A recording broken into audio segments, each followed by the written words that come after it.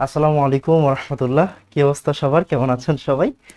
আশা করি সবাই ভালো আছি এবং সুস্থ আছি। তো কর্মমুখী রসায়নের ক্লাসে আপনাদেরকে স্বাগতম। আমাদের রাসায়নিক পরিবর্তনটা ইউটিউবে কাজ চলতেছে, মানে 87% আপলোড হয়েছে। হোপফুলি আজকেই হচ্ছে আমাদের ফার্স্ট পেপার খতম হয়ে যাবে। আমার কাছে ভালো লাগছে, কারণ হচ্ছে আমার কেন জানি মনে হচ্ছে একমাত্র ভিডিও যেটা 1 ঘন্টার মধ্যে শেষ হয়ে যাওয়া উচিত। ওকে, তো আমি ট্রাই করব কর্মমুখী রসায়নটা 1 ঘন্টার ভিতরে শেষ করে দিতে। খেয়াল করেন, আমি কখনোই এটা চাই না আপনার থেকে, আমি এটা এক্সপেক্ট করি না যে আপনি কর্মমুখী রসায়ন থেকে একটা সিকোয়েন্সার করবেন। কারণ কি, এক সেকেন্ড, কারণ দেখেন মনোযোগ দিয়ে খেয়াল করেন ভাইয়া,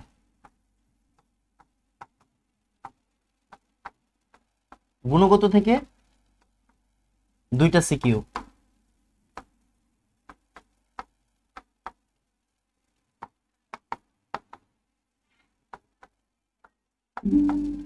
রাসায়নিক পরিবর্তন থেকে 2টা। ক্লিয়ার? কয়টা হইলো? 7টা। তো দেখেন, এই ক্লাসগুলো একটু লম্বা, এই কথাটা আপনিও মানেন আমিও মানি, রাইট? কিন্তু খেয়াল করেন, এই যে লম্বা ক্লাসগুলো যদি আপনি করেন, ট্রাস্ট মি, এই লম্বা ক্লাসগুলো যদি আপনি করেন, আপনার এইগুলো তো হয়েই যাবে, প্লাস অ্যাডমিশনেও আপনার 90% হয়ে যাবে। বাকি 10% কোন জায়গায়?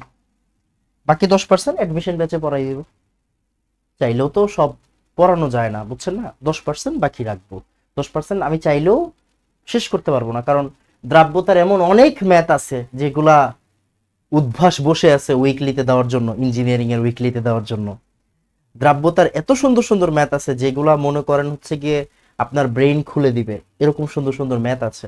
ওইগুলাকে আমি করাইতে পারছি, করাই ভাই। আপনি তো দ্রাব্যতা অনেক সুন্দর করে পড়াইছেন ভাই, আপনি তো দ্রাব্যতাতে অনেক অ্যাডভান্স লেভেল পর্যন্ত গেছেন। ইয়েস, আমি জানি আমি গেছি, আমি জানি আমি গেছি, বাট ট্রাস্ট মি, আরো যাওয়ার জায়গা আছে। বাফারের সাথে দ্রাব্যতা মিলাই দেওয়া যায়, তড়িৎ রসায়নের সাথে দ্রাব্যতা মিলাই দেওয়া যায়। এই যে কনসেপ্ট গুলা, এই যে কনসেপচুয়াল জিনিসপাতি, এগুলো তো ইঞ্জিনিয়ারিং ব্যাচে আপনারে পড়াবো, রাইট? মেডিকেল ভার্সিটির জন্য যা যা লাগে একদম বই দাগাই দিয়ে, বইয়ের ইনফরমেশন গুলো আলাদা করে দিয়ে যত বেশি এমসিকিউ সলভ করানো যায়, এগুলো কই করাবো? অ্যাডমিশন ব্যাচে করাবো, রাইট? সো 10% বাকি থাকবেই। আর এই যে কর্মমুখী, কর্মমুখী থেকে কয়টা এসিকিউ আসবে?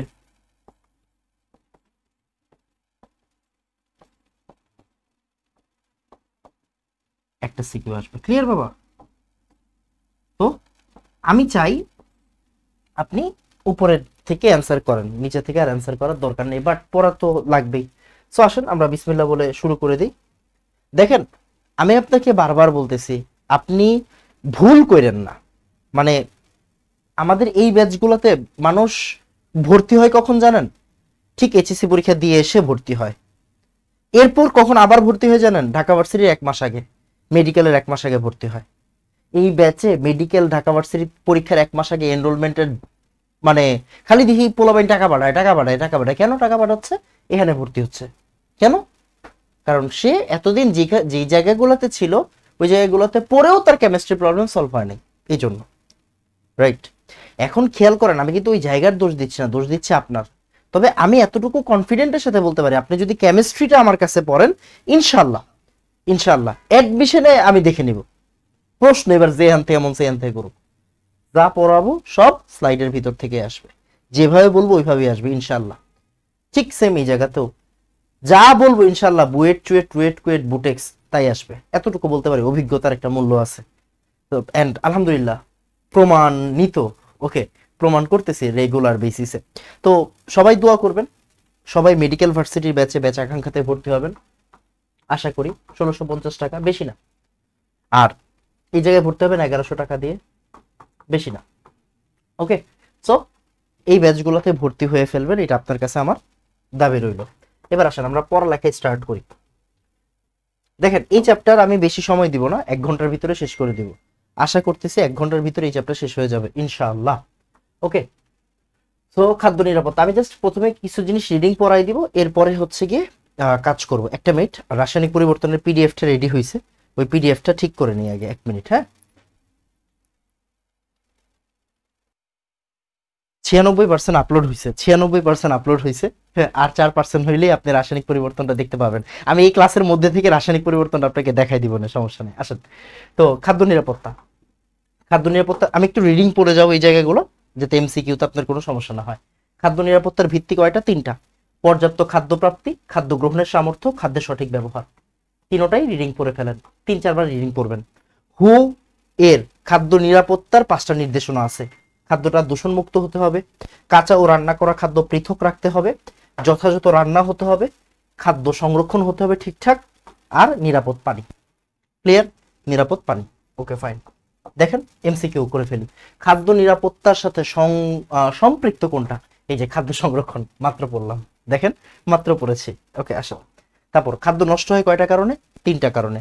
জীবাণুর দ্বারা খাদ্য নষ্ট হয়, তারপর এই যে অক্সিজেনের উপস্থিতিতে এনজাইমের সাথে জারণ বিজারণ বিক্রিয়ার জন্য খাদ্য নষ্ট হয়। আরেকটা নষ্ট হয় ধাতব আয়নের প্রভাবে তেল বা চর্বিযুক্ত খাদ্যবস্তুতে জারণ বিজারণের জন্য। তাহলে দেখেন খাদ্য নষ্ট হয় 3টা কারণে, তাই আমরা 3 ধরনের প্রিজারভেটিভ ইউজ করি। যেমন জীবাণুর বিরুদ্ধে কোন প্রিজারভেটিভ কাজ করে? Anti microbial. এই যে এনজাইম যেখানে অক্সিজেনের উপস্থিতিতে জারণ হয়, এটার বিরুদ্ধে কোন প্রিজারভেটিভ কাজ করবে? Anti oxidant. মানে এই যে অক্সিডেশনের বিপরীত জিনিস, যেমন খাদ্য নষ্ট হয় অক্সিডেশনের জন্য, তাহলে আমাদের অ্যান্টি অক্সিডেন্ট ইউজ করতে হবে। এখানে তেল চর্বিযুক্ত খাদ্য মানে ধাতব আয়নের জন্য যেই আপনার খাদ্যটা নষ্ট হয়, এটার জন্য আমরা কিলেটিং এজেন্ট ইউজ করি। কি ইউজ করি? Chelating agent, chelating agent, chelating agent use করি।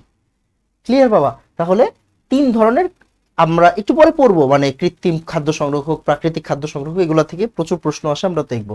তাহলে খাদ্য নষ্ট হয় 3টা কারণে, এন্ড 3টা নষ্টের বিরুদ্ধে আমরা 3 ধরনের প্রিজারভেটিভ ইউজ করব। ওকে আসেন, তারপর খাদ্য পচনের কারণ। খাদ্য পচনের কারণ কি? খাদ্যের জারণ, অ্যান্টিঅক্সিডেন্টের অভাব। ইয়েস, মানে অ্যান্টিঅক্সিডেন্ট থাকলে তো আপনার অ্যান্টিঅক্সিডেন্ট থাকলে তো হচ্ছে জারণটা হইব না, রাইট? তাহলে অ্যান্টিঅক্সিডেন্টের অভাবের কারণে জারণটা হয় এন্ড খাদ্যটা নষ্ট হয়।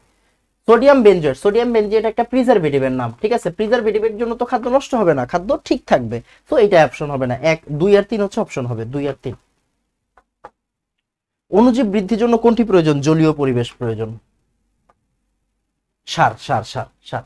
এই জায়গা থেকে ভালো ভালো কিছু ইনফরমেশন আছে, মনোযোগ দিয়ে খেয়াল করেন।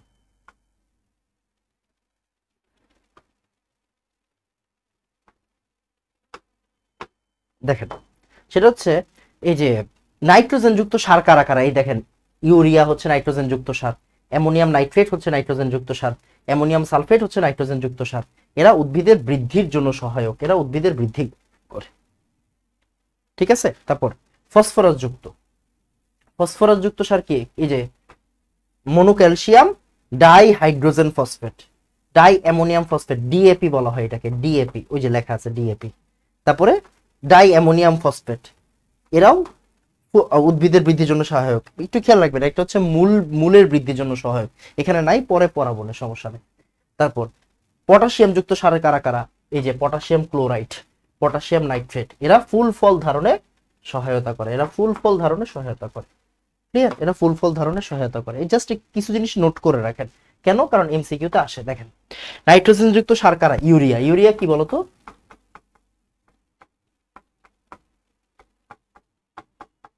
এর নাম হচ্ছে urea. Muriate of potash, muriate of potash মানে হচ্ছে কেসিএল, কিন্তু কেসিএল তো নাইট্রোজেন যুক্ত সার না। অ্যামোনিয়াম সালফেট মাত্র পড়লাম। তাহলে এই যে 1 আর 3 হচ্ছে কারেক্ট অ্যান্সার, 1 আর 3 হচ্ছে কারেক্ট অ্যান্সার। আসেন এবার প্রিজারভেটিভ। প্রিজারভেটিভ কয় ধরনের? প্রিজারভেটিভ হচ্ছে 2 ধরনের, একটা হচ্ছে কৃত্রিম প্রাকৃতিক প্রিজারভেটিভ, একটা হচ্ছে কৃত্রিম প্রিজারভেটিভ। প্রাকৃতিক প্রিজারভেটিভ আর কৃত্রিম প্রিজারভেটিভ। এবার দেখেন প্রাকৃতিক প্রিজারভেটিভ কারা? সল্ট, অ্যালকোহল, চিনি, যদিও সরিষার তেল, সরিষার তেলটাও লেখেন।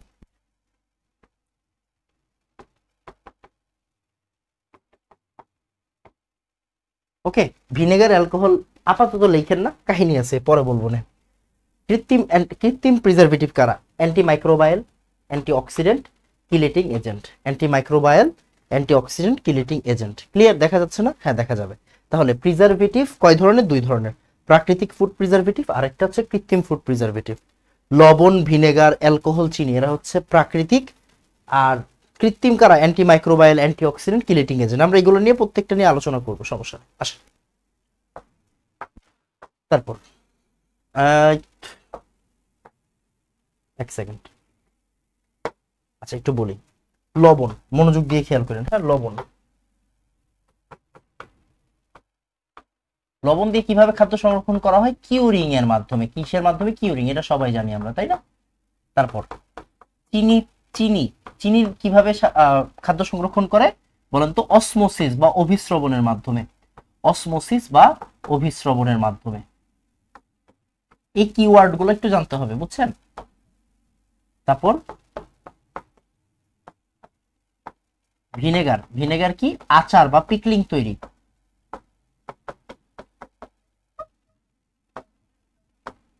ওকে, তো এই যে লবণ, চিনি, ভিনেগার, এই জিনিসগুলো, এইগুলো একটু, এই কিওয়ার্ড গুলো একটু জেনে রাখেন। ওকে, আমি একটু দেখি, দাঁড়ান আপনাদের রাসায়নিক পরিবর্তনটা আপলোড হয়েছে কিনা।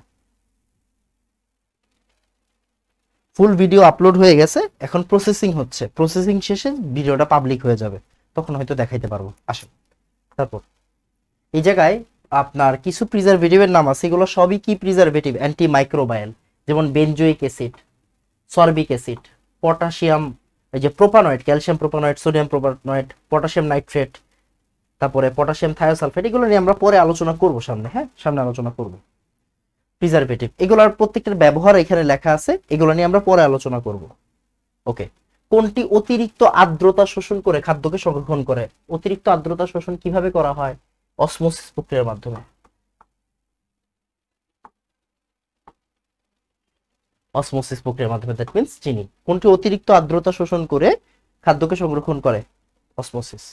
নিচের কোনটি অসমোসিস প্রক্রিয়া খাদ্য সংরক্ষণ করে? চিনি। তারপর নিচের কোনটি প্রাকৃতিক খাদ্য সংরক্ষক? নিচের কোনটি প্রাকৃতিক খাদ্য সংরক্ষক? Sodium chloride. কে? Sodium chloride. সুন্দর। তারপর কোনটি প্রাকৃতিক খাদ্য সংরক্ষক? Sodium chloride. সুন্দর। তারপর নিচের কোনটি প্রাকৃতিক খাদ্য সংরক্ষক? Sodium chloride. আহারে আহারে আহারে। নিচের কোনটি কৃত্রিম খাদ্য সংরক্ষক? সরিষার তেল? না। চিনি? না। Sodium chloride? না। তার মানে সোডিয়াম বেনজয়েট। সোডিয়াম বেনজয়েট মানে কি বলতো? এই যে বেনজোইক অ্যাসিড ছিল না, এটার নাম বেনজোইক অ্যাসিড। এই বেনজোইক অ্যাসিডের সোডিয়াম বেনজয়েট, এটাকে কি বলা হয়? Sodium benzoate. Okay, sodium benzoate. কোনটি কৃত্রিম ফুড প্রিজারভেটিভ? কৃত্রিম কোনটা? কৃত্রিম কোনটা? চিনি? না।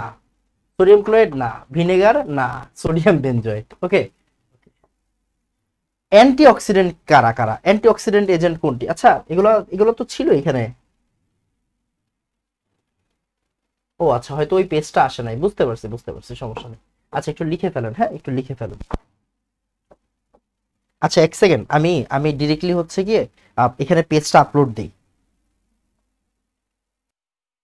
ওকে, আসেন, সেটা হচ্ছে আমরা এইগুলো একটু করে ফেলি। দেখেন ভালো করে খেয়াল করেন, অ্যান্টি মাইক্রোবায়াল কারা কারা? অ্যান্টি মাইক্রোবায়াল হচ্ছে অনেকজন আছে, বাট সবার ইনফরমেশন লাগবে না। এটা হচ্ছে বেনজোইক অ্যাসিড, সোডিয়াম বেনজয়েট, এদের পিএইচ কত? 4.2। চিপস, চানাচুর, কোক এগুলোতে থাকে, এই দুটো ইনফরমেশন মনে রাখার দরকার নেই। আচ্ছা, পটাশিয়াম সরবেট, দুধ, দই, পনির, মাখন এগুলোতে থাকে 0.1%। ইথানোইক অ্যাসিড, পিএইচ 4.74, এটা আমরা জানি, এটা আমাদের ভিনেগার, এটা আমাদের লাগবেই। সাইট্রিক অ্যাসিড, সাইট্রিক অ্যাসিডটা ইম্পর্টেন্ট, পরীক্ষায় আসে। সাইট্রিক অ্যাসিডের পিএইচ হচ্ছে 3.14, এটা লাগবে। এটা হচ্ছে সাইট্রিক অ্যাসিড, লেবুতে থাকে, রাইট? লেবুতে থাকে। মাছ, মাংস, মাছ মাংস, মাছ মাংস খুবই ইম্পর্টেন্ট একটা এমসিকিউ। নাইট্রেট, নাইট্রাইট, মাছ মাংস সংরক্ষণে কোন ধরনের প্রিজারভেটিভ ইউজ হয়? Nitrate, nitrite, nitrate, nitrite. কাঁচা ফল, সবজি এগুলোর জন্য সালফাইট, এগুলোর জন্য সালফাইট। তাহলে একটু মনোযোগ দিয়ে খেয়াল করেন, মাছ মাংসের জন্য কোনটা? Nitrate, nitrite. কাঁচা ফল, সবজি এগুলোর জন্য কোনটা? সালফাইট। এই যে এগুলো এমসিকিউর জন্য ইম্পর্টেন্ট, সো একটু পড়ে যাইতে হবে, অল্প একটু হইলেও পড়ে যাইতে হবে, মিস দেওয়া যাবে না। তাহলে অ্যান্টি মাইক্রোবায়ালের মধ্যে আমরা কাকে মনে রাখবো? সোডিয়াম বেনজয়েট মানে বেনজোইক অ্যাসিড, এটার চিপস, চানাচুর, কোকে থাকে, পিএইচ হচ্ছে 4.2। আবার ইথানোইক অ্যাসিড তো আমরা আলাদা পড়বই, সাইট্রিক অ্যাসিড লেবুতে থাকে, এটার পিএইচ এর ভ্যালু কত? এটার পিএইচ এর ভ্যালু হচ্ছে 3.14। মাছ মাংসকে সংরক্ষণ করা হয় নাইট্রাইটের মাধ্যমে, নাইট্রেটের মাধ্যমে। কাঁচা ফল সবজিকে সংরক্ষণ করা হয় সালফাইটের মাধ্যমে। এগুলো লাগবে, ওকে, এগুলো লাগবে। আচ্ছা, এবার আসেন অ্যান্টিঅক্সিডেন্ট। অ্যান্টিঅক্সিডেন্ট কারা কারা? অ্যান্টিঅক্সিডেন্ট কারা কারা? কৃত্রিম অ্যান্টিঅক্সিডেন্ট আছে, আবার প্রাকৃতিক অ্যান্টিঅক্সিডেন্ট আছে। ক্লিয়ার? তাহলে কৃত্রিম অ্যান্টিঅক্সিডেন্ট হচ্ছে বিএইচএ, বিউটাইলেটেড হাইড্রক্সি অ্যানিসল, তারপরে বিউটাইলেটেড hydroxy toluene, tertiary butyl hydroquinone. এগুলো আপনার আপাতত মুখস্থ রাখা লাগবে না, জাস্ট চিনে রাখেন। BHA, BHT, TBHQ, propyl gallate. Antioxidant কারা কারা? কৃত্রিম অ্যান্টিঅক্সিডেন্ট হচ্ছে BHA, BHT, TBHQ, propyl gallate. প্রাকৃতিক অ্যান্টিঅক্সিডেন্ট কারা কারা? Vitamin C, vitamin A, beta carotene আর অধাতব সেলেনিয়াম। ক্লিয়ার? বিটা ক্যারোটিন আর সেলেনিয়াম, ফাইন। এবার আসেন আমরা এমসিকিউ গুলো দেখবেন এখন চোখের পলকে পারবো। আচ্ছা, আরেকটা জিনিস একটু শিখাই দিই, সেটা হচ্ছে কিলিটিং এজেন্টকে। কিলিটিং এজেন্টকে, ওকে, আসেন কিলিটিং agent.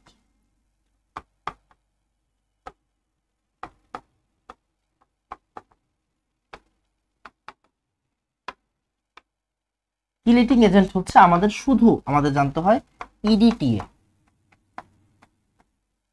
Ethylene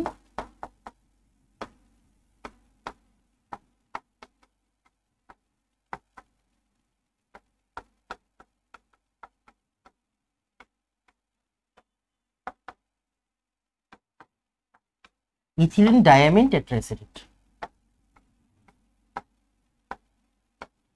ethylene diamine tetraacetate, ethylene diamine tetraacetate, ethylene diamine tetraacetate. এটার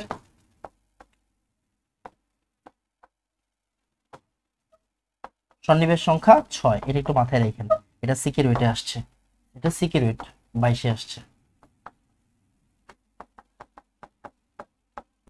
ওকে, ইডিটিএ, ইথিলিন ডায়ামিন টেট্রাএসিডেট। এই দেখেন ইথিলিন, খেয়াল করেন ইথিলিন কারে বলে? এই যেটা হচ্ছে ইথিলিন, রাইট? ডাইঅ্যামিন মানে দুইটা অ্যামিন, দুইটা অ্যামিন, তাহলে দুইটা হাইড্রোজেনের জায়গায় আমরা দুইটা অ্যামিন দিব। এবার খেয়াল করেন,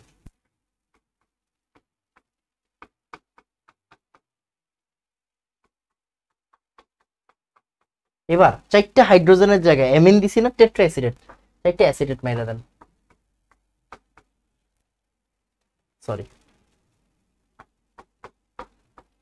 ভাই, অ্যাসিডেট মানে কি? অ্যাসিডেট মানে হচ্ছে এই যে অ্যাসিটিক অ্যাসিড, অ্যাসিটিক অ্যাসিডের H প্লাসটা চলে গেলে এটা কি? Acetate ion.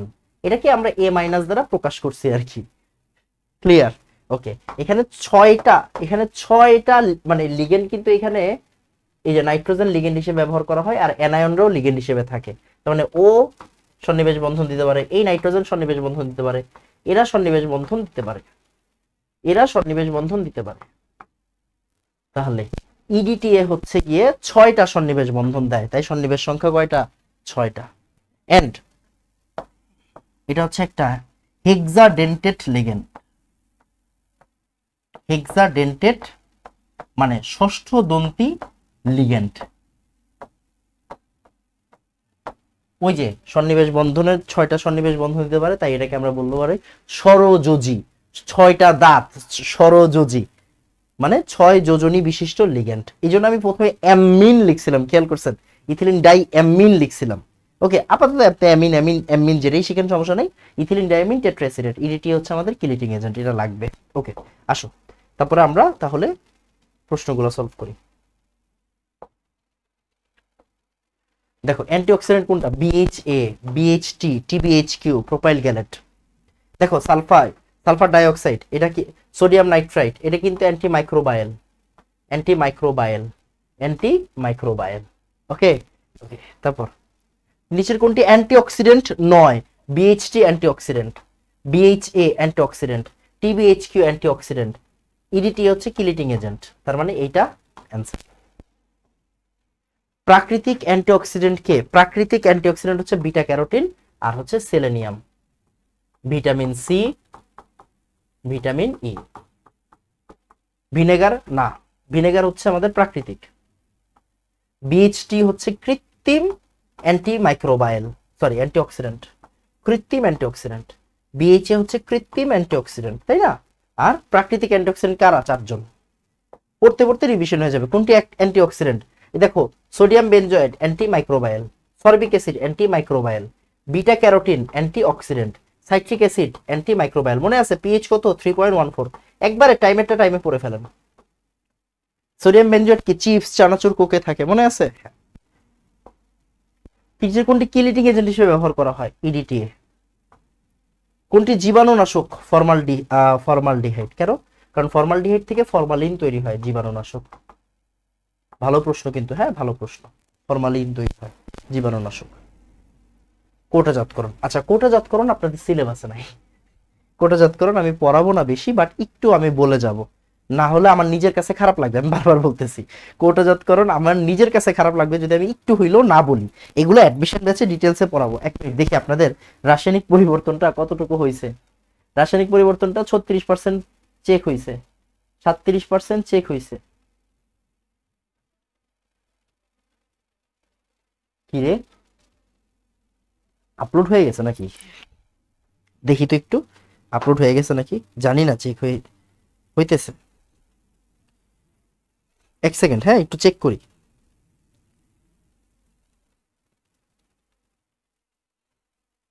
একটা সেকেন্ড একটু চেক করে নিই, হ্যাঁ একটু চেক করি।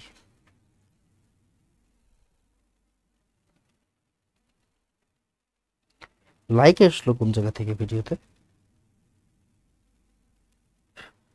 আপনাদের মানে ওই যে একটা ক্লাস আপলোডে দেওয়া না, এই জন্য আর কি আপনার ক্লাসের মধ্যেও খালি আপলোড আপলোড মনে পড়ে।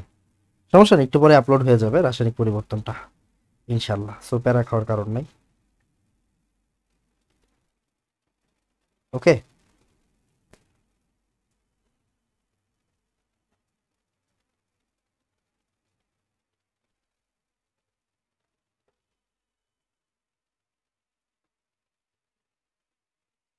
আচ্ছা একটু পরে দেখতেছি, সমস্যা নেই। কোটাজাতকরণ নিয়ে আমি অল্প একটু বলবো। কোটাজাতকরণে আপনার বেশ কিছু জিনিসপত্র জানার আছে, কিছু লাইন একটু পড়ে রাখবেন। কোটাজাতকরণ সঠিকভাবে ব্যবহার করা না হইলে ক্লস্ট্রিডিয়াম বোটুলিনাম ব্যাকটেরিয়ার বৃদ্ধি ঘটে এবং তাদের থেকে নিঃসৃত বিষাক্ত টক্সিন যুক্ত হয়। তখন খাদ্যবস্তুর এই অবস্থাকে বলা হয় বোটুলিজম। বোটুলিজমের কারণে কি হয়? ফুড পয়জনিং হয়। তার মানে এই কোটাজাতকরণ ঠিক মতো না হইলে কি হয় না, মানে খাদ্যে ব্যাকটেরিয়া প্রবেশ করে, এটাকে বলা হয় বোটুলিজম। বোটুলিজম মানে হচ্ছে গিয়ে ফুড পয়জনিং সোজা হিসাব। আচ্ছা, তারপর একটু খেয়াল করেন কোটাজাতকরণ বা ক্যানিং এর প্রক্রিয়া। এই জায়গায় অনেক কিছু লেখা আছে, আমরা এটা পড়বো না, সমস্যা নাই, জাস্ট এই জিনিসটা একটু দেখে রাখেন। যে মনে করেন বেশি অম্লীয় বস্তুর বেলায় 82 থেকে 100 ডিগ্রি সেন্টিগ্রেড তাপমাত্রা রাখা হয়, আর কম অম্লীয় বস্তুর বেলায় 115 থেকে আপনার 121 ডিগ্রি সেন্টিগ্রেড তাপমাত্রা রাখা হয়। ঠিক আছে, জাস্ট এই জিনিসটা একটু দেখে রাখেন, আপাতত দরকার নাই, একটু দেখে রাখেন, আমরা মেডিকেল ভর্তি পরীক্ষার সময় পড়াবো, এইটা ইম্পর্টেন্ট। দেখেন কোটাজাতকরণের মূলনীতি খুব মনোযোগ দিয়ে খেয়াল করেন, খুবই সিম্পল। কাঁচামাল সংগ্রহ করবো, মনে করেন আমি আমকে সংরক্ষণ করব, তাহলে আমি আম সংরক্ষণ করলাম। এরপরে ভালো করে বাছাই করব কোনগুলা পোকা আছে বাদ, ভালোগুলাকে সংরক্ষণ করলাম। তাহলে প্রথমে আমি আম নিব এক ঝুড়ি থেকে পচাগুলা বাদ দিব, এটাকে আমরা বলতেছি গ্রেডিং বা বাছাই। এরপর ধৌতকরণ, আমরা আমগুলো ধুইব, আমরা আম কিন্তু ছিলবো না, আগে ধৌত করব মানে ধুয়ে নিব। ওকে, এরপর খোসা ছাড়ানো, আমের খোসা ছাড়াইলাম, ছোট ছোট টুকরা করলাম, ওকে ফাইন। ব্লাঞ্চিং বা সিদ্ধ করা, এবার সিদ্ধ করব, সিদ্ধ করলে কি হবে? অনেক ব্যাকটেরিয়া মরে যাবে। আচ্ছা, এরপর এক সেকেন্ড, হ্যাঁ একটা সেকেন্ড,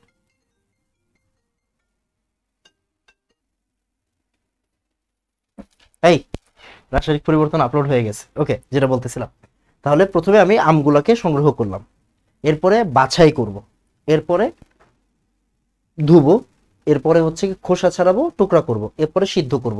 সিদ্ধ করাকে বলা হয় ব্লাঞ্চিং, ওয়ার্ডগুলো জেনে রাখতে হবে। এরপর কৌটায় ভর্তি করব, শেষ হয় নাই। এরপরে আমি ক্যানিং তরল দিব। ক্যানিং তরল হিসেবে কাকে দিব এটা একটু পরে আমরা জানাবো। তাহলে ক্যানিং তরল দিব মানে ক্যানিং তরল হিসেবে ফুড প্রিজারভেটিভটাকে আসলে দিব। এরপরে এক্সজস্টিং ও সিলিং বা বায়ু শূন্যকরণ ও বায়ু রোধকরণ, মানে যখন আমি এই যে ক্যানিং তরলটা যোগ করব, এরপরে কি করব?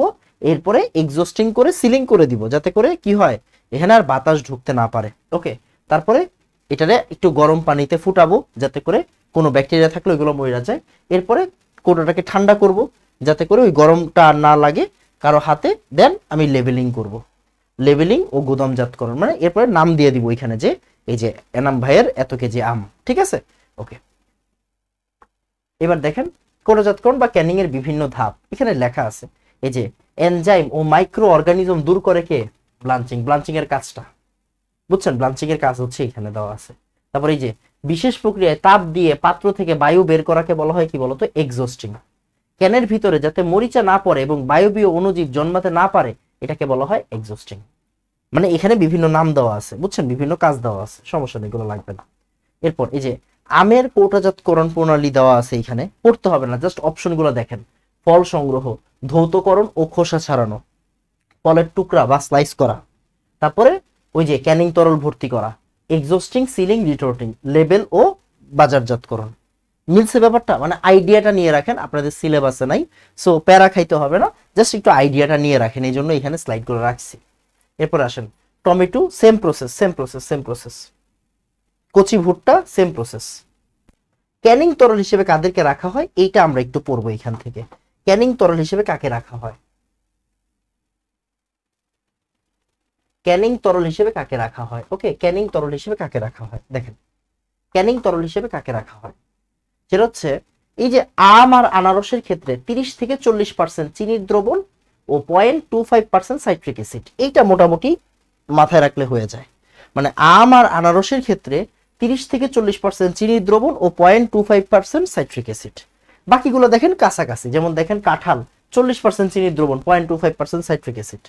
এবার পরীক্ষায় যেটা আসে সেটা হচ্ছে এটা, মাছ মাংসটা আসে পরীক্ষায় অনেক বেশি, 2% লবণ 2% চিনি। দেখেন মাছ মাংস, এই যে এটা মাছ এটা মাংস, 2% লবণ 2% চিনি। ওই যে ক্যানিং তরল হিসেবে কোনটাকে যোগ করা হয়, ক্যানিং তরল হিসেবে কোনটাকে যোগ করা হয়? 2% NaCl 2% চিনি, 2% NaCl 2% চিনি। আর এগুলা অ্যাডমিশনে লাগে, এগুলো আপনার আপাতত পড়ার কোনো দরকার নাই। ক্লিয়ার? ওকে, তারপরে আসেন, ও এই যে এটা একটু আগে আমরা দেখছিলাম। এবার দেখেন খাদ্য সংরক্ষণে ব্যবহৃত অ্যান্টি অক্সিডেন্ট কোনটি? বিএইচটি। বিএইচও বিএইচটি দ্বারা কোন ধরনের খাদ্যকে সংরক্ষণ করা হয়? তৈল ও চর্বি জাতীয় খাদ্যকে, তৈল ও চর্বি জাতীয় খাদ্যকে। তৈল ও চর্বিযুক্ত খাদ্যকে সংরক্ষণ করতে কি লাগে বলতো? বিএইচএ। মানে তৈল ও চর্বিযুক্ত খাদ্য মানে হচ্ছে আমার অ্যান্টি অক্সিডেন্ট, এটা একটু মাথায় রাখবেন।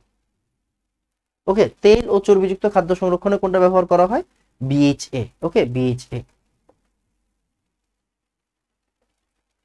খাদ্যবস্তুর লিপিডের জারণ রোধ করার জন্য কোনটি ব্যবহার করা হয়? Sulphur dioxide. লিপিডের জারণ রোধ করার জন্য কোনটি ব্যবহার করা হবে? Sulphur dioxide. একটু মুখস্থ রাখবেন। ইডিটিএ খাদ্যের কিভাবে খাদ্য সংরক্ষণ করে? কিলেট গঠনের মাধ্যমে। ওই যে ইডিটিএ কি, ওই যে 6টা দাঁত 6টা দাঁত দিয়ে কিলেটিং এজেন্ট, মানে কিলেট গঠন করে। ওকে, তারপর ও ও মানে আমাদের লাস্ট টপিক এই চ্যাপ্টারের লাস্ট জিনিস। ওকে, দেখেন কর্মমুখী রসায়ন কিন্তু অনেক বেশি ইম্পর্টেন্ট। এখানে দুধ আছে, এখানে আপনার হচ্ছে দুধ থেকে দই প্রস্তুতি, দুধ থেকে ঘি প্রস্তুতি আছে, তারপরে সাসপেনশন কোয়াগুলেশন আছে। এগুলো কিন্তু আপনাদের সিলেবাসে নাই, এগুলো কিন্তু শর্ট সিলেবাসের বাইরের টপিক। আপনাদের কিন্তু শর্ট সিলেবাস থেকে প্রশ্ন আসবে, মানে আপনাদের কৌটাজাতকরণ যে পড়াইছি ওই কৌটাজাতকরণটাও লাগবে না। কৌটাজাতকরণ যে পড়াইছি, থ্যাংক ইউ, আপনাদের যে কৌটাজাতকরণ পড়াইছি ওই কৌটাজাতকরণটাও কিন্তু লাগবে না, লাগবে হচ্ছে শুধু ভিনেগার। তাও আমি ওইগুলো কেন পড়াইলাম, কারণ ওইগুলো না পড়াইলে খারাপ লাগবে নিজের কাছে। একটা জিনিস চলেন আপনারা একটু দেখাই দিয়ে আসি। আমাদের ভিডিওটা যে ডাউনলোড হয়ে গেছে, হ্যাঁ ভিডিও ডাউনলোড হয়ে গেছে, ওইটা একটু দেখাই দিয়ে আসি। সরি, আপলোড হয়ে গেছে, এক সেকেন্ড। কই কই কই কই কই কই হাসানের নাম, এই যে দেখেন রাসায়নিক পরিবর্তন ডাউনলোড আপলোড হয়ে গেছে। ভিডিওটা 8 ঘন্টা 28 মিনিট, কেউ গালি দিয়েন না। ওকে, কেউ গালি দিয়েন না, 8 ঘন্টা 28 মিনিট। সো এই ভিডিওটা আপনারা সবাই দেখে ফেলবেন আশা করতেছি। ওকে, তো এখন আমরা পড়বো হচ্ছে ভিনেগার। ভিনেগারটা সুপার ইম্পর্টেন্ট টপিক ভাই। আসসালামু আলাইকুম। এখন আমরা পড়বো হচ্ছে গিয়ে আমাদের নান আদার দেন মল্ট ভিনেগার। ওকে, সো এটাই পরীক্ষায় আসবে, আপনি খুব ভালো করে জানেন। এইখান থেকে আমার কি আসবে বলতো, ঘ নাম্বার প্রশ্ন, গ নাম্বার প্রশ্ন, পারলে সবই এখান থেকে আসে, আর এমসিকিউ। সো আপনি বুঝতে পারতেছেন এটা আসলে স্কিপ করার কোনো সুযোগ নেই, রাইট? সো মল্ট ভিনেগার থেকে আমরা এখন আসলে আলোচনা করব। ক্লিয়ার বাবা? তো মল্ট ভিনেগার মনোযোগ দিয়ে খেয়াল করবেন। সেটা হচ্ছে এখানে কি থাকবে, প্রথমে আখ অথবা খেজুরের রস, রাইট? আখ অথবা খেজুরের রস মানে সুক্রোজ, সোজা হিসেবে এটা কি, এটা হচ্ছে সুক্রোজ। ওকে, তাহলে আখ বা খেজুরের রসে 16 থেকে 20% সুক্রোজ চিনি থাকে। ওকে, সুক্রোজের লঘু জলীয় দ্রবণে মল্ট এক্সট্রাক্ট ও ইস্টের গুঁড়া যোগ করা হয়। আমি এটাকে পরবর্তীতে ফ্লো চার্টের মাধ্যমে লেখা শিখাই দিব, আগে আমরা একটু পড়ে নিই। হ্যাঁ, পড়ে নিই, তারপরে আমরা আস্তে আস্তে কাজ করব। তাহলে প্রথমে কি থাকে, আপনি একটু আমার সাথে সাথে পড়েন। প্রথমে থাকে হচ্ছে খেজুরের রস বা আখ, এটার ভিতরে কি যোগ করা হয়, মল্ট এক্সট্রাক্ট ও ইস্টের গুঁড়া যোগ করা হয়। এন্ড ইস্ট থেকে তৈরি হয় দুই ধরনের এনজাইম, একটা হচ্ছে ইনভার্টেজ এনজাইম আর একটা হচ্ছে জাইমেজ এনজাইম। এন্ড এই এনজাইম গুলোর প্রভাবে সুক্রোজের ফার্মেন্টেশন ঘটে, গাজন প্রণালী। এতে প্রথমে ইথানল তৈরি হয়, পরে অ্যাসিটোব্যাক্টর নামক ব্যাকটেরিয়ার প্রভাবে বায়ুর অক্সিজেন দ্বারা ইথানল জারিত হয়ে ব্লা ব্লা ব্লা ইথানোয়িক অ্যাসিড তৈরি করে। ইথানোয়িক অ্যাসিডের 6 থেকে 10% জলীয় দ্রবণকে আমরা কি বলি বলতো, আমরা ভিনেগার বলি। এতটুকু মোটামুটি ভাই আমরা সবাই জানি, রাইট? আচ্ছা, এখন আমাদের প্রথমত বিক্রিয়াগুলো শিখতে হবে, এন্ড প্রত্যেকটা বিক্রিয়া মনে রাখতে হবে, প্রত্যেকটা বিক্রিয়া মাস্ট। আমরা একটু পরে লেখাই দিব বিক্রিয়াগুলো, টেনশনের কোনো কারণ নেই। তাহলে আসেন, এরপর এরপরে যে মল্ট মিশ্রণ থেকে মল্ট ভিনেগার, মানে একই প্রসেস, একই প্রসেস এখানে লেখা আছে। কাঠের পিপা পদ্ধতি, মল্ট মিশ্রণটিতে 10% ইথানল থাকে, আমরা জানি মল্ট মিশ্রণে কয় পার্সেন্ট ইথানল থাকে, 10%। এই মল্ট মিশ্রণের জলীয় দ্রবণকে ওই যে মাইক্রোডার্মা এসিটি বা এসিটোব্যাক্টর নামক ব্যাকটেরিয়ার উপস্থিতিতে উত্তপ্ত বায়ুর অক্সিজেন দ্বারা জারিত করে মল্ট ভিনেগার প্রস্তুত করা হয়। মানে মোট কথা, অ্যালকোহলকে জারণ করলে কি হয়, অ্যাসিড হয়। কমন সেন্স, অ্যালকোহলকে জারণ করলে অ্যাসিড হয়, এখানে অক্সিজেন থাকে, মাইক্রোডার্মা এসিডি থাকে। আমরা একটু পরে লেখাই দিচ্ছি। ওকে ফাইন, এই যে এই চিত্রটা একটু আঁকার চেষ্টা করবেন সবাই পরীক্ষার হলে। তো এটা অনেক বেশি কঠিন কোনো চিত্র না, আপনি আপনার মতো জাস্ট শেপটা দিয়ে দিবেন, বুঝছেন? আপনি আপনার মতো শেপটা দিয়ে দিবেন। তারপরে দেখবেন এখানে কয়টা কানেকশন দেওয়া আছে, এই যে এই জায়গাটা একটা কানেকশন দেওয়া আছে, এই কি হলো, এই জায়গায় একটা কানেকশন দেওয়া আছে। তারপর এই যে এই জায়গায় একটা কানেকশন দেওয়া আছে, হ্যাঁ এই জায়গায় একটা কানেকশন দেওয়া আছে, আর এই যে এই জায়গায় একটা কানেকশন দেওয়া আছে, হ্যাঁ এই যে এই জায়গায় একটা কানেকশন দেওয়া আছে। আপনি আপনার মতো জাস্ট কি করবেন, একটা শেপ দাঁড় করাবেন, দ্যাটস ইট। আর নিচে নিচে হচ্ছে আরেকটা, এই যে পাম্প, পাম্পের জন্য এরকম আরেকটা দেওয়া আছে, দ্যাটস ইট। আপনি এরকম একটা শেপ দাঁড় করাই দিবেন, তাহলে টিচাররা বুঝবে যে না আপনি আসলে পড়ালেখা করে আসছেন। এটা কিন্তু আহামরি কঠিন কোনো কিছু না। ওকে ফাইন, তারপরে আপনি কিভাবে অ্যাকচুয়ালি লিখবেন মনোযোগ দিয়ে খেয়াল করেন। এই যে এতক্ষণ যে যা আপনারা পড়াই দিয়েছে ওইগুলো এখানে সুন্দর করে দেওয়া আছে, দেখেন। খেজুর বা আখের রস, এখানে কি দেওয়া আছে, খেজুর বা আখের রস। এই খেজুর বা আখের রসে কি যুক্ত করা হয়, ইস্ট আর মল্ট এক্সট্রাক্ট যুক্ত করা হয়। ওকে, এন্ড আরো আরো কিছু জিনিস যুক্ত করা হয়, অ্যামোনিয়াম সালফেট, অ্যামোনিয়াম ফসফেট। কেন? এরা ইস্টের বৃদ্ধিতে সাহায্য করে, একটু লিখে ফেলেন, এরা ইস্টের বৃদ্ধিতে সাহায্য করে। এই অ্যামোনিয়াম সালফেট আর অ্যামোনিয়াম ফসফেট কি করে,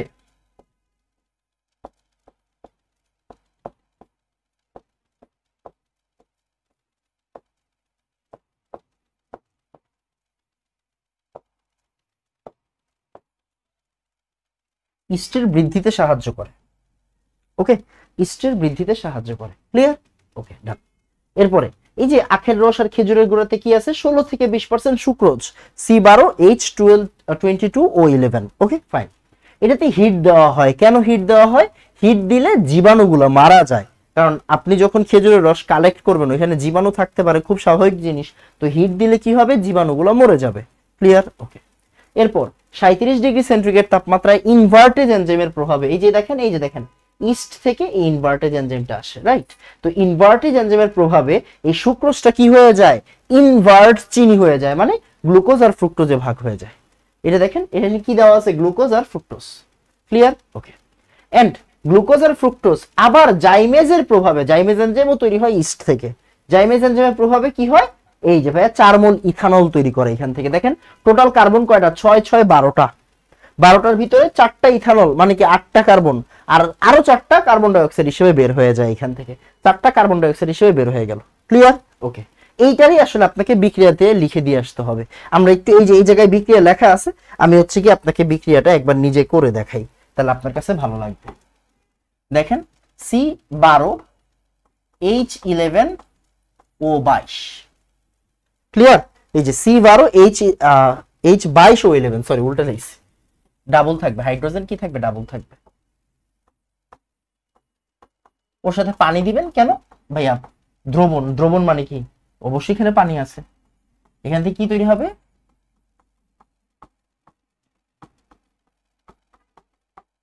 একটা ফ্রুক্টোজ একটা গ্লুকোজ, এরকম ভাবে বলবো, মানে সুক্রোজ মানে ইনভার্ট চিনি, এদেরকে আমরা একসাথে কি বলি, ইনভার্ট চিনি বলি। কি বলি, ইনভার্ট চিনি। এন্ড এখানে কোন এনজাইম, ইনভার্টেজ। কত ডিগ্রি, 37 ডিগ্রি। অবশ্যই ভাইয়া বিক্রিয়া ভুল করা যাবে না, এই বিক্রিয়া একদম তাবিজের মতো, একদম গলায় ঝুলায় ফেলতে হবে। হ্যাঁ,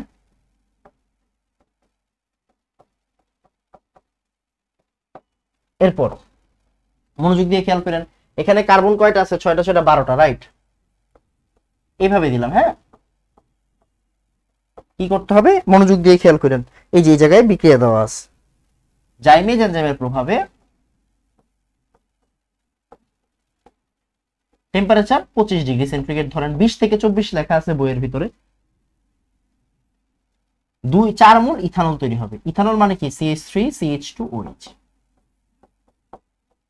আর 4টা কার্বন ডাইঅক্সাইড। ইথানলের ভিতরে কার্বন কয়টা, 2টা, তাহলে 4 মোল ইথানল মানে কয়টা কার্বন, 8টা কার্বন, 8টা কার্বন আর 4টা কার্বন ডাইঅক্সাইড। ক্লিয়ার? ওকে, এইবার কাজ কি আপনার, এই যে ইথানল,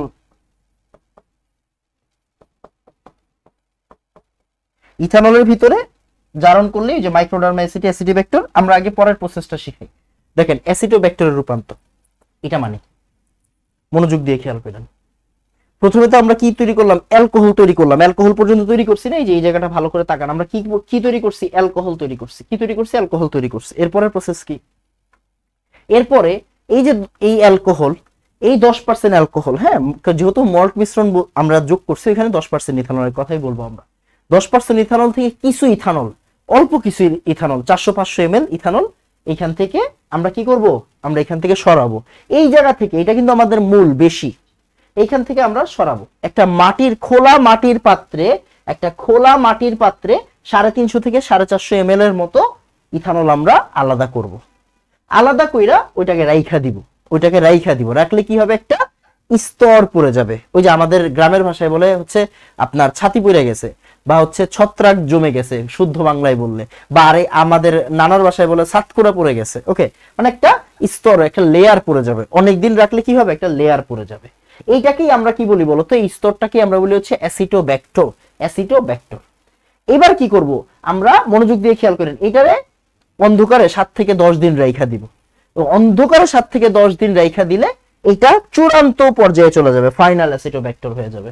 এই ফাইনাল অ্যাসিটোব্যাক্টরটাকেই আমরা এই 10% ইথানলের ভিতরে অ্যাড করে দিব। মানে এখানে কিন্তু 10% ইথানল ছিল, এখান থেকে কিছু পরিমাণ ইথানলকে আমরা আলাদা করে সরাইছি, আলাদা করে সরাই অ্যাসিটোব্যাক্টর বানাইছি। এই অ্যাসিটোব্যাক্টরকে আমরা আবার এটাতেই মিক্স করব। এটাতে মিক্স করলে কি হবে, তাহলে তো পরিমাণটা সমানই থাকলো, যে পরিমাণ নিয়ে এখানে কোনো কথা নাই, মানে এই ছত্রাকটাকে আমরা এখানে আবার মিক্স করলাম। ওকে, আচ্ছা ফাইন। এরপরে কি হইলো, এরপরে ওই যে দেখেন, মনোযোগ দিয়ে খেয়াল করেন, এই ইথানলটা এই অক্সিজেনের সাথে বিক্রিয়া করে কি তৈরি করবে, ইথানোয়িক অ্যাসিড তৈরি করবে। কি তৈরি করবে, ইথানোয়িক অ্যাসিড তৈরি করবে, 6 থেকে 10% ইথানোয়িক অ্যাসিড। এরপরে এটাকে পাস্তুরীকরণ করব, মানে এটা জীবাণু থাকে, এটাকে আমরা যখন হিট দিব তখন এটা জীবাণু ছাড়া হয়ে যাবে। ওকে, তো এইটাই আসলে আমাদের ফাইনাল বিক্রিয়া। এখানে লাস্টে গিয়ে আমরা এই বিক্রিয়াটা অ্যাড করে দিব, যে এই যে ইথানল, এই ইথানলের সাথে আমরা কি করব, আসলে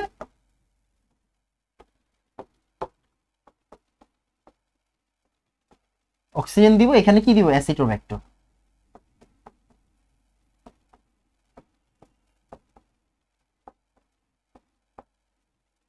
তারপরে এখান থেকে কি তৈরি হবে, ইথানোয়িক অ্যাসিড।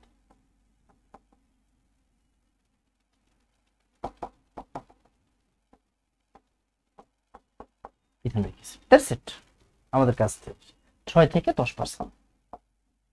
আমরা এইভাবে যদি ফ্লো চার্ট আর স্টেপ বাই স্টেপ লিখি, পেজটাও ভরলো, টিচাররাও আমাদেরকে ভালো করে নাম্বার দিবে। ওকে, টিচাররাও ভালো করে নাম্বার দিবে। ডান।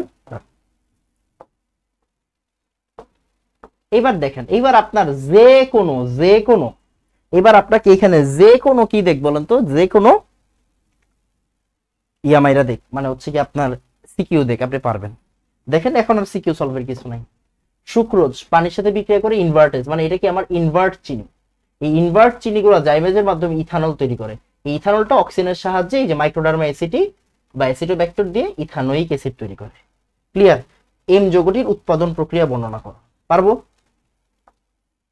খেজুরের রস থেকে খাদ্য সংরক্ষক মানে আমাদের নান আদার দেন ভিনেগার। সিমিলার প্রশ্ন দেখেন, সিমিলার প্রশ্ন এই যে সি কি, আখের রস থেকে সি মানে কি বলতো? সি মানে হচ্ছে আমাদের ভিনেগার। এই দেখো চিনি আর ভিনেগার 1 নং হতে 2 নং। চিনি বলতে এখানে কি বুঝাইছে? সুক্রোজ মানে ইনভার্টেজ। এটা হচ্ছে আমার সুক্রোজ। চিনি মানে কি? সুক্রোজ। ওকে,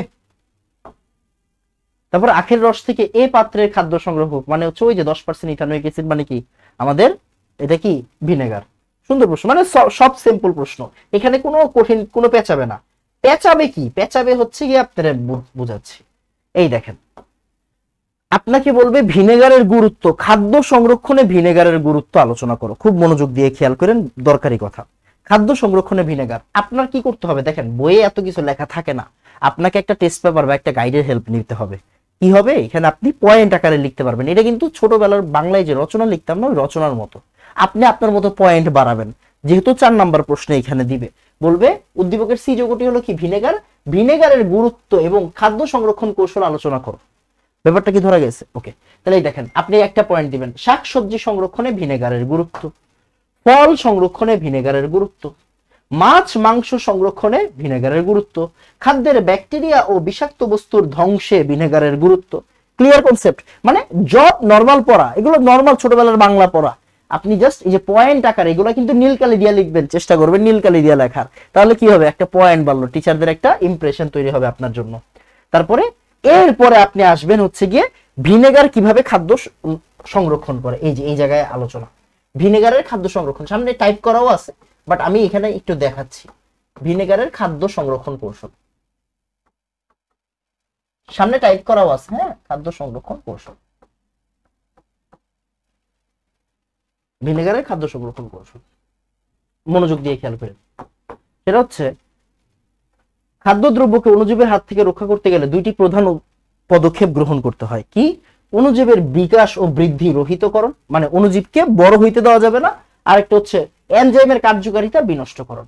এখন খেয়াল করেন, মনোযোগ দিয়ে খেয়াল করেন, ইথানোয়িক অ্যাসিড কি অ্যাসিডিক না? Yes, acidic. অ্যাসিডিক মানে কি? ওর পিএইচ এর রেঞ্জটা 6.5 থেকে 7.5 এর পরিসরে বিরাজ করে। ও সরি, এটা ইথানোয়িক অ্যাসিড এনজাইমের। সাধারণত অধিকাংশ এনজাইমের অত্যানুকূল পিএইচ এর মান, মানে অপটিমাম যে পিএইচটা 6.5 থেকে 7.5 এর পরিসরে থাকে। আর ইথানোয়িক অ্যাসিডের পিএইচ কি আরো কম, তার মানে এখানে এনজাইম কার্যকর হইতে পারে না, এখানে এনজাইম বৃদ্ধি হতে পারে না।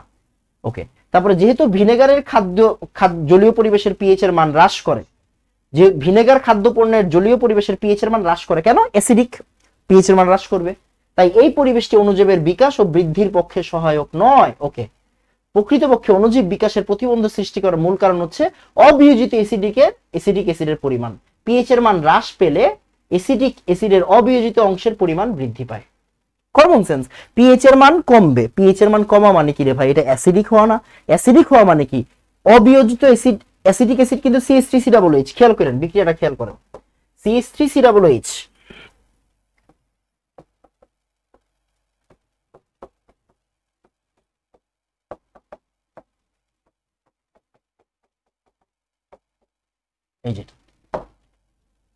এই যে অ্যাসিড থেকে যে H+টা বের হচ্ছে, এই H+টাই কি করতেছে? পিএইচ এর মানটাকে কমাই দিচ্ছে। কেন? যত বেশি H+ হবে পিএইচ এর মান তত কমবে, আমরা চ্যাপ্টার 4 এ পড়ছি। তো এই যে অবিয়োজিত অ্যাসিডিক অ্যাসিড মানে অণুজীবের কোষের দেয়ালে অতি সহজে অতিক্রম করতে পারে। সাইটোপ্লাজমের উচ্চ পিএইচ মান এসিটিক অ্যাসিডের হাইড্রোজেন আয়ন ও এসিটেট আয়নে বিয়োজিত হয়। এই যে এই লেখাগুলো কিন্তু বইয়ে আপনি সব বইয়ে পাবেন না, এই জন্য আপনাকে একটু টেস্ট পেপার বা একটা গাইডের সহায়তা নিতে হবে। এই লেখাগুলোর জন্য আপনাকে লিখে দিয়ে আসতে হবে, টিচারদেরকে খুশি করতে হবে। বাংলা পড়া ভাই, নর্মাল জিনিস। এই দেখেন CH3COOH, CH3COO minus H plus. এই H প্লাসটাই কি করবে বলো তো? এই H প্লাসটাই কি করবে, সরি, এই H প্লাসটাই কি করবে? এই H প্লাসটাই জীবন্ত অণুজীবের সাথে বিক্রিয়া করে মৃত করে ফেলবে। জীবন্ত অণুজীবের সাথে বিক্রিয়া করে মৃত করে ফেলবে। এই জায়গায় সুন্দর করে লেখা আছে। কেন? কারণ এই যে সাইটোপ্লাজমের উচ্চ পিএইচ মানে অ্যাসিটিক অ্যাসিড হাইড্রোজেন আয়নে অ্যাসিটেট আয়নে বিয়োজিত হয়। এই যে বিয়োজিত হলো। অণুজীবের সাইটোপ্লাজমে হাইড্রোজেন আয়নের ঘনমাত্রা বৃদ্ধি পাওয়ায় এর ভিতরের পিএইচ এর মান কমে যায়। ন্যাচারালি যত বেশি বিয়োজন বাড়বে, H প্লাস বাড়বে, তত বেশি পিএইচ এর মান কমে যাবে। ওকে, এর ফলে প্রয়োজনীয় এনজাইম সিস্টেম ক্ষতিগ্রস্ত হয়। কেন? কারণ এনজাইম এই পিএইচ এর ভিতরে থাকে 6.5 থেকে 7.5। এর পরিণামে কোষের মৃত্যু ঘটে। এছাড়া ভিনেগারের H প্লাস অণুজীবের এনজাইমের নাইট্রোজেনের উপস্থিতি মুক্ত জোরের সাথে মিশে এনজাইমের কার্যকারিতা হ্রাস করে। আচ্ছা, এটা আমি একটু বুঝাই দিচ্ছি। মানে জিনিসটা কি? জিনিসটা হচ্ছে যে কোনো কিছুর ওয়ালে কি থাকে? প্রোটিন থাকে। আমরা জানি সেলের ওয়ালগুলোতে কি থাকে? প্রোটিন থাকে। প্রোটিন কি দিয়ে তৈরি হয়? অ্যামাইনো অ্যাসিড দিয়ে তৈরি হয়, অ্যামাইনো জিনিস দিয়ে তৈরি হয়। আপনার কোনো কাজ নাই, আপনি দেখাবেন এই যে অ্যামাইনো মানে কি দেখেন তো, আর NH2 না? ওকে, আপনার এগুলোও দেখানোর দরকার নেই। মানে অ্যামাইনো গ্রুপ থাকা মানে কি? অ্যামাইনো গ্রুপ মানে অনেক অ্যামাইনো অ্যাসিড মানে অনেক প্রোটিন, রাইট? অনেকগুলো অ্যামাইনো অ্যাসিড মিলে কি তৈরি করে? প্রোটিন। প্রোটিনরা মিলে কি তৈরি করে? এনজাইম মানে কিন্তু প্রোটিন, হরমোন মানে ওই প্রোটিন, এগুলো আপনারা জুলজিতে পড়ছেন। তো এই যে এনজাইম নষ্ট করার মানে কি? আমি যদি অ্যামাইনো গ্রুপটাকে নষ্ট করতে পারি, তাইলে ভাই এখানে প্রোটিনও তৈরি হবে না, এখানে এনজাইমও তৈরি হবে না, ওয়াল নষ্ট হয়ে যাবে। Common sense. এই যে H প্লাস, এই H প্লাস কি করতে পারে? এই H প্লাস, এই যে অ্যামোনিয়া, এই যে দেখেন নাইট্রোজেনের কি লোন পেয়ার আছে কি নাই? আছে। এই নাইট্রোজেনের লোন পেয়ারের সাথে এই H প্লাস একসাথে হয়ে কি তৈরি করবে? দেখো, এই লোন পেয়ারটারে নাইট্রোজেন দিয়ে দিবে। কাকে দিয়ে দিবে? H প্লাস কে দিয়ে দিবে। তাহলে এই H প্লাসটা এই নাইট্রোজেন মানে এই অ্যামাইনো পার্টটাকে নষ্ট করে ফেললো, কাজ বিক্রিয়া করে ফেললো ওর সাথে। ইয়েস, এই যে এখানে বুঝাইছে, আর কিছু না, আপনার এত কাহিনী নেই। ওকে, তাহলে কি হচ্ছে? এছাড়া ভিনেগারের H প্লাস অণুজীবের এনজাইমের নাইট্রোজেনে উপস্থিত, এনজাইমে নাইট্রোজেন কই থেকে থাকে? আরে ভাই, এনজাইম মানে প্রোটিন, প্রোটিন মানে অ্যামাইনো মানে নাইট্রোজেন। বুঝে গেছে? সব তো ওরা বুঝায় বলবে না, আমরা আছি কি করতে। এভাবে পিএইচ হ্রাসের মাধ্যমে উপরিউক্ত খাদ্য সংরক্ষকটি মানে ভিনেগারটি তার কার্যকারিতা বজায় রেখে খাদ্য সংরক্ষণে ভূমিকা রাখে। আমি এখানে কেন একটা টেস্ট পেপারের পেজ আনলাম? টেস্ট পেপারের পেজটা আনার কারণ হচ্ছে এখানে বেশ কিছু ভালো ভালো পয়েন্ট আকারে থাকবে, আপনি যাতে এখান থেকে সুন্দর করে নোট করতে পারেন, আপনি যাতে পরীক্ষার হলে লিখে দিয়ে আসতে পারেন। ওকে বাবা, ওকে। তারপরে আরো আছে, টাইপ করাও আছে। এই দেখো এখানে এইটা একটু বাদ দিলাম।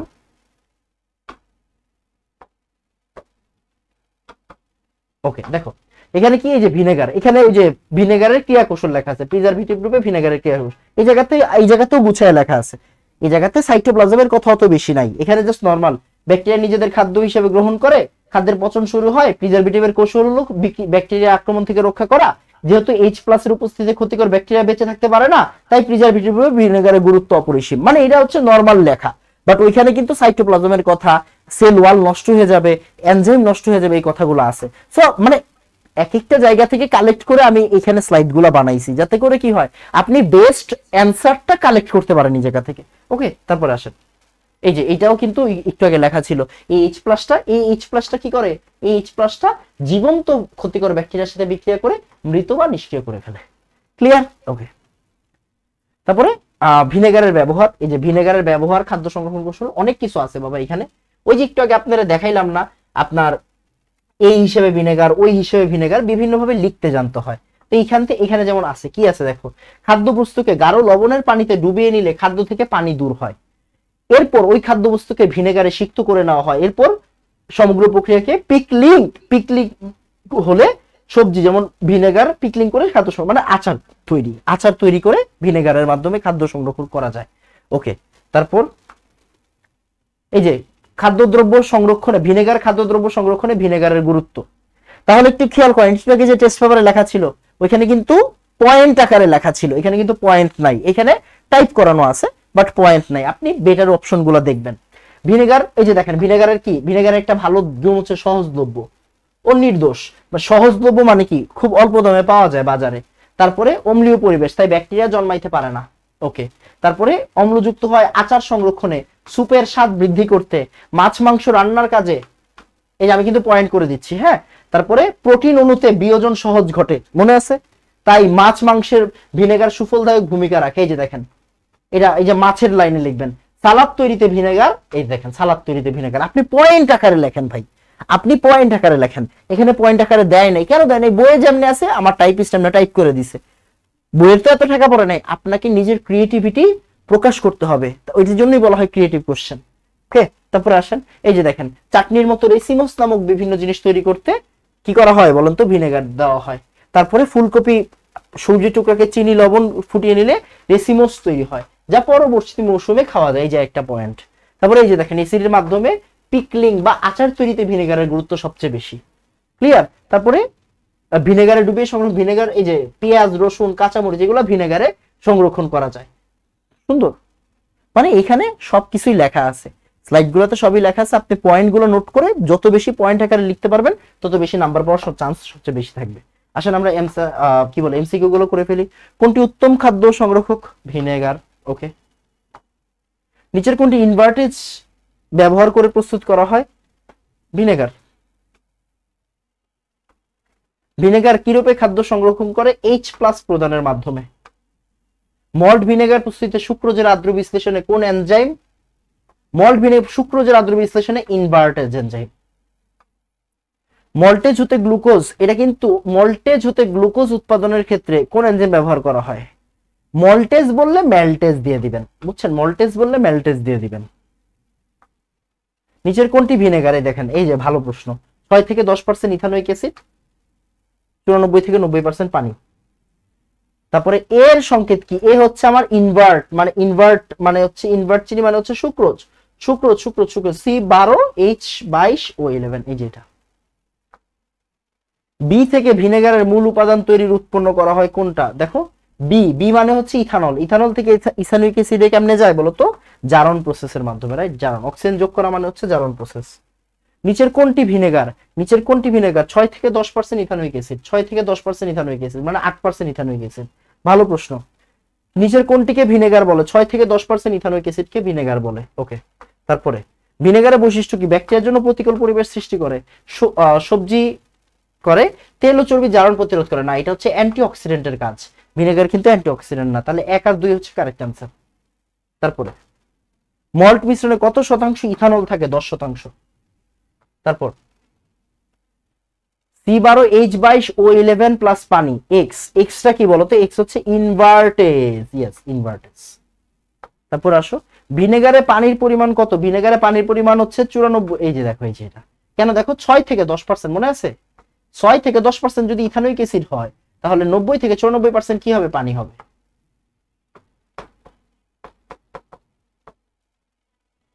এটা ভালো প্রশ্ন কিন্তু, হ্যাঁ। 6 থেকে 10% যদি ইথানোয়িক অ্যাসিড হয়, 90 থেকে 94% হচ্ছে পানি। ভালো করে পড়ে নিবেন আগে, বুঝছেন? পানি পড়ে নিবেন। ভিনেগারে পানির পরিমাণ কত জিজ্ঞাসা করছে। মল্ট ভিনেগার তৈরিতে নিচের কোনটি সঠিক? জাইমেস সুক্রোজকে, না এটা না। ইনভার্টেজ গ্লুকোজ ও ফ্রুক্টোজে পরিণত করে, হ্যাঁ এটা ঠিক আছে। তাহলে আর বাকিগুলো পড়ার দরকার নেই। ভিনেগার C3COOH 6 থেকে 10% জলীয় দ্রবণ, ইথানল থেকে প্রস্তুত করা যায় H+ প্রদানের মাধ্যমে, হ্যাঁ ঠিক আছে। ভিনেগার খাদ্য সংরক্ষণ অম্লীয় পরিবেশ সৃষ্টির মাধ্যমে, ব্যাকটেরিয়া অ্যাক্টিসাইড নষ্টের মাধ্যমে, কিলেটিং এজেন্ট হিসেবে না। কিলেটিং এজেন্ট হিসেবে ভিনেগার কাজ করে না। ওকে। কোন এনজাইমের প্রভাবে ইনভার্ট চিনি হতে ইথানল তৈরি হয়? ইনভার্ট চিনি হতে ইথানল তৈরি হয়, ইনভার্টেজ নাকি?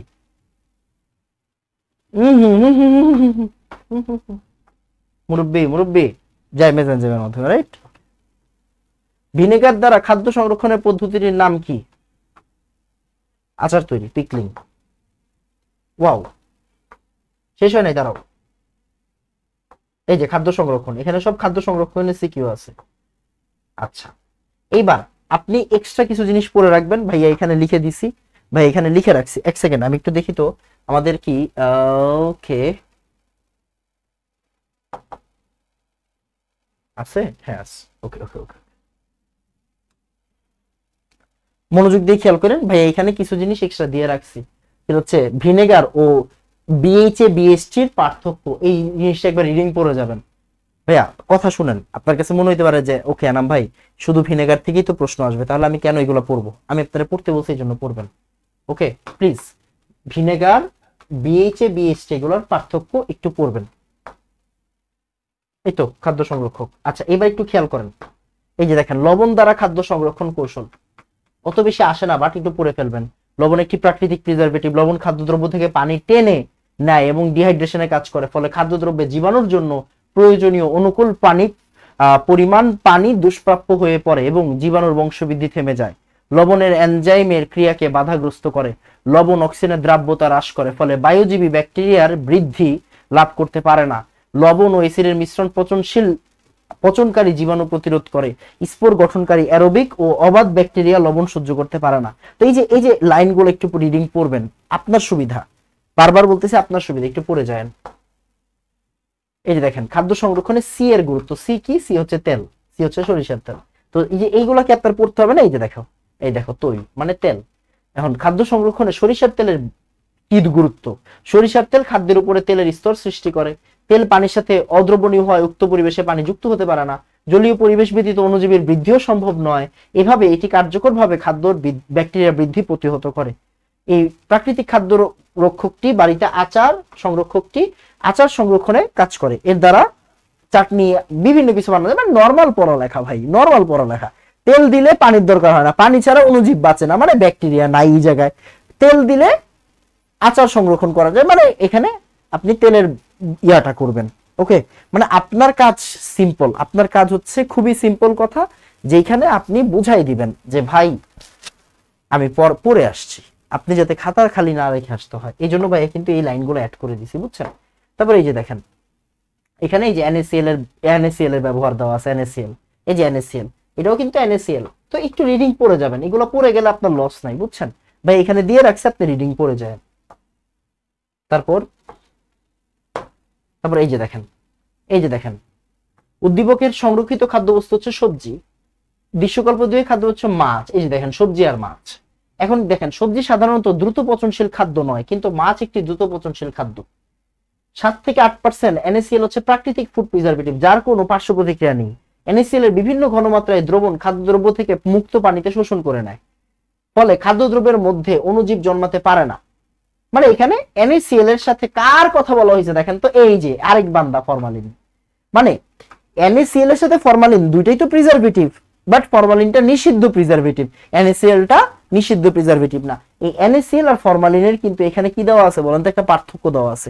আপনি যদি একবার রিডিং পড়ে যান, আল্লাহ না করুক কোনো একটা বোর্ডে যদি কঠিন প্রশ্ন আসে, আপনি অ্যান্সার করে দিয়ে আসতে পারবেন না? পারবেন। That's it. এই যে এগুলো কিন্তু সব ফরমালিনের কথাবার্তা লেখা আছে। তারপরে এই যে ব্লাঞ্চিং কি, ব্লাঞ্চিং এর এই যে এগুলো কিন্তু কখের জন্য ইম্পর্টেন্ট। হ্যাঁ, ব্লাঞ্চিং কাকে বলে এগুলো একটু পড়ে ফেলবেন, আমরা অলরেডি পড়ছি। ওই যে ফুটন্ত পানিতে, মানে পানিতে ফুটানো, তাহলে কি হয়? ইয়ে হয় না। তারপরে এই যে কোটাজাতকরণ, ক্যানিং এর গুরুত্ব, মানে কোটাজাতকরণের গুরুত্ব, এগুলো নরমাল পড়া, এগুলো একটাও আপনার সিলেবাসে নাই। বাট আমি আপনাকে বলতেছি একটু রিডিং পড়ে যায়েন, আমার কথাটা শুনেন। হ্যাঁ শুনেন, আপনারা কথা শুনেন না। এই যে দেখেন ফরমালিনের মাধ্যমে কৃত্রিম খাদ্য সংরক্ষক এর 4টা কাজ। মানে এই যে দেখেন এই যে ফরমালিন দেওয়া আছে, ফরমালিনের যে সমস্যাগুলা, ফরমালিনের যে নেগেটিভ দিকগুলা, এগুলো একবার রিডিং পড়ে যাবেন। এগুলো 26কে পড়াইতে হবে, আপনাদের পড়াইতে হবে না, তো প্যারা নাই এই জায়গায়। আচার তৈরিতে প্রিজারভেটিভ এটা লাগবে না। এবার দেখি আমরা একটু কখের দিকে যাই। এক সেকেন্ড, হ্যাঁ আমরা একটু কখের দিকগুলাতে একটু দেখাই দিই। এই যে এখানে লেখা আছে দেখো, মোল্ড কি, খাদ্য উৎপন্ন সংরক্ষক কি, দরকার নাই, এগুলো পড়াতে হয় না। খাদ্য সংরক্ষণের জন্য তাপমাত্রা কত হলে ভালো? 95 ডিগ্রি ফারেনহাইটের কম হলে ভালো হয়। সুষম খাদ্য কি, দরকার নেই। কোন খাদ্য ব্যাকটেরিয়া দ্বারা নষ্ট হয় না? pH 4.5 এর কম হলে সেসব খাদ্য ব্যাকটেরিয়া দ্বারা নষ্ট হয় না। খাদ্যদ্রব্য নষ্ট হওয়ার 3টা কারণ কি, এটা অলরেডি পড়াই ফেলছি। প্রিজারভেটিভ কাকে বলে, এই যে দেখেন এগুলা কিন্তু একটু পড়ে যেতে হবে। হ্যাঁ, তারপর বোটুলিজম কি, এটাও পড়াইছি কালকে। তারপর খাদ্য নিরাপত্তায় কি কি কৌশল অবলম্বন করতে হয়। ফুড সিকিউরিটি বলতে কি বুঝো? নরমাল একই পড়া, জাস্ট একটু দেখে রাখবেন। টয়লেট ক্লিনার ব্যবহারে 2টা সতর্কতা লেখো। আপনাদের টয়লেট ক্লিনার, তারপর হচ্ছে গিয়ে গ্লাস ক্লিনার, এগুলো নাই, তারপরও গ্লাস ক্লিনার টয়লেট ক্লিনার মধ্যে পার্থক্য একটু দেখে রাখবেন, দেখে রাখলে ভাই লস নাই। ভিনেগার প্রাকৃতিক প্রিজারভেটিভের মধ্যে সর্বশ্রেষ্ঠ, ব্যাখ্যা করো। খ নাম্বারে আসতেই পারে। সো একবার পড়ে নিবেন। শাকসবজি সংরক্ষণে ভিনেগার ব্যবহৃত হয়, এই দেখেন কিছু লাইন জানবেন, এখান থেকে কিছু লাইন জানবেন, তাহলে লিখতে পারেন রোগ প্রতিরোধে ভিনেগারের গুরুত্ব। দেখছেন, মানে আপনার অনেক জিনিস আছে, যেমন এই যে দেখেন খাবারের রুচি আনে, রক্ত সঞ্চালন বাড়ায় দেয়, হজম শক্তি বাড়ায়, শরীরের সৃষ্ট তরল নিঃসরণে সহজ করে দেয়, শরীরকে হালকা রাখতে সহায়তা করে, রক্তে কোলেস্টেরলের পরিমাণ হ্রাস করে, মাংসে সৃষ্ট নাইট্রোঅ্যামিন ধ্বংসে ব্যবহার করে। এবার আপনি বলেন এই লাইনগুলোকে আপনি সব বইয়ে পাবেন? পাবেন না। তো ভাইয়ার কাজ কি? ভাইয়ার কাজ হচ্ছে আপনাকে একসাথে কালেক্ট করে দেওয়া। কখনোই আমি পড়াবো এরকম মেন্টালিটি আমার নাই, বাট আমি আপনাকে কি করতে পারি, বড় ভাই হিসেবে গাইড করে দিতে পারি। আপনার বলতে পারি তুমি এটা পড়ো, তুমি এটা পড়ো, এটা তোমার পড়তে হবে। ভাই পরীক্ষাকে আমি দিব না, তাহলে আমার এটা মনে রাখার দরকার আছে না? আপনি পড়বেন, আপনি পরীক্ষা দিবেন, আপনি মনে রাখবেন। আপনি একটু কষ্ট করে এই জিনিসগুলো একটু পড়ে ফেলবেন, আমি আপনাকে একসাথে করে দিব, একসাথে দেখাই দিব। খাদ্যদ্রব্য সংরক্ষণে মোল্ড নিয়ন্ত্রণ কঠিন কেন? এগুলো এত বেশি আসে না। অনুমোদিত প্রিজারভেটিভ দ্বারা খাদ্য সংরক্ষণ একবার পড়বেন। কিউরিং এর মাধ্যমে খাদ্য সংরক্ষণ, এই দেখেন এনএসিএল এর কথাবার্তা আছে। খাদ্য সংরক্ষণে চিনি ও লবণ ব্যবহার করা হয় কেন? এই যে চিনি আর লবণের ব্যবহারটা একটু পড়বেন। মাছ সংরক্ষণে সালফার ডাই অক্সাইড ব্যবহার করা উচিত নয় কেন? করা উচিত নয়, এটা পড়তে পারেন। চিনি খাদ্য সংরক্ষণে প্রয়োজন হয় না, একটু দেখে রাখবেন হালকা।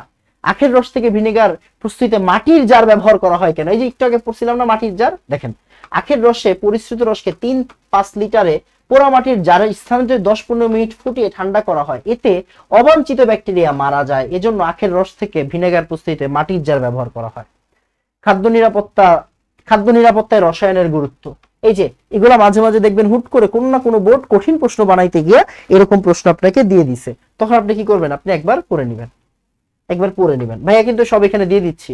এই যে কিউরিং এর গুরুত্ব, আচার তৈরিতে প্রিজারভেটিভ মানে কি, যে ভিনেগার, এই যে আচার তৈরিতে প্রিজারভেটিভ।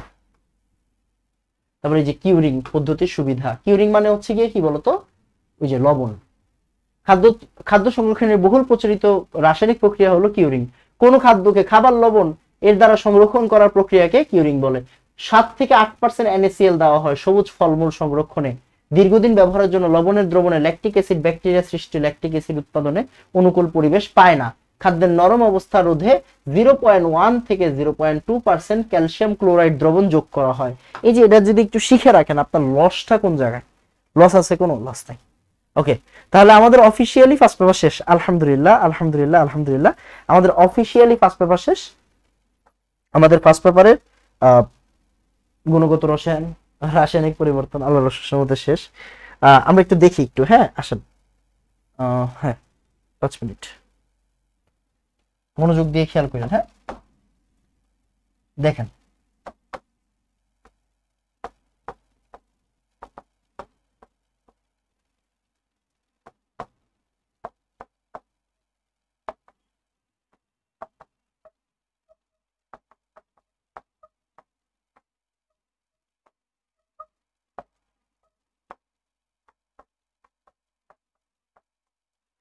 গুণগত রসায়ন একটু মনোযোগ দিয়ে খেয়াল করেন ভাইয়া। হ্যাঁ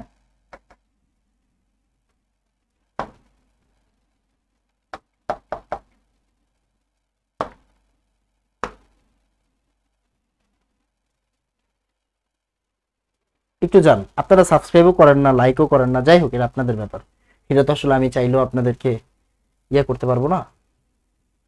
এই দেখেন একটু ভালো করে তাকায় দেখেন, গুণগত রসায়ন 8 ঘন্টা 35 মিনিট। টাইম নিয়ে ফ্লেক্স নিচ্ছি না, সব পড়াই দিছি। কোন প্রকার উল্টাপাল্টা কমেন্ট করবেন না, আপনি আমার উল্টাপাল্টা কমেন্ট করে থামায় রাখতে পারবেন না, এতটুকু আমি বলতে পারি। আপনার মনে হইতে পারে এনাম ভাই কি পড়াইছেন 8 ঘন্টা, করে দেখো ক্লাসটা করে দেখো, যাও ক্লাসটা করে দেখো, এরপরে তোমার যদি মনে হয় তোমার কোনো কিছু করানো বাকি রাখছে তুমি আমাকে বইলো। রাসায়নিক পরিবর্তন 8 ঘন্টা 28 মিনিট।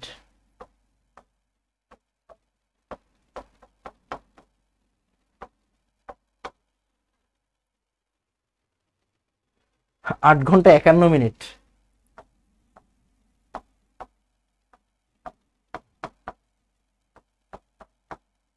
আর কর্মমুখী রসায়ন 1 ঘন্টা, 1 ঘন্টার মতোই আর কি, আশেপাশে 1 ঘন্টার আশেপাশে আর কি, আমি জানি না অ্যাকচুয়ালি কতক্ষণ, মনে করেন 1 ঘন্টা 5 মিনিট বা 1 ঘন্টা 10 মিনিট আর কি, এরকমই হবে।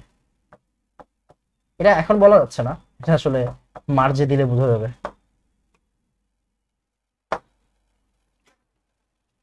এরপরেও যদি এরপরেও যদি আপনার মনে হয় যে না আসলেই এনাম ভাইয়ের মেডিভার্সিটি ব্যাচে ভর্তি হওয়া উচিত, ইঞ্জিনিয়ারিং ব্যাচে ভর্তি হওয়া উচিত, অবশ্যই ভর্তি হবেন, এটা আপনাদের কাছে আমার রিকোয়েস্ট। ওকে, ব্যাচ আকাঙ্ক্ষা আর উইপেন সিরিজে ভর্তি হবেন। আমি আপনাকে এতটুকু প্রমিস করতে পারি যে ভাই ইনশাল্লাহ সবকিছু, কেমিস্ট্রিটা আপনি যদি আমার কাছে পড়েন, আপনার অ্যাডমিশন এই ফেজটাতে 6-7 মাসের ফেজটাতে কেমিস্ট্রি নিয়ে আপনার কখনো টেনশন করা লাগবে না, এতটুকু আমি হাসানের নাম কথা দিয়ে গেলাম সবার সামনে। সবাই দোয়া করবেন। আসসালামু আলাইকুম ওয়া রাহমাতুল্লাহ। ধন্যবাদ সবাইকে।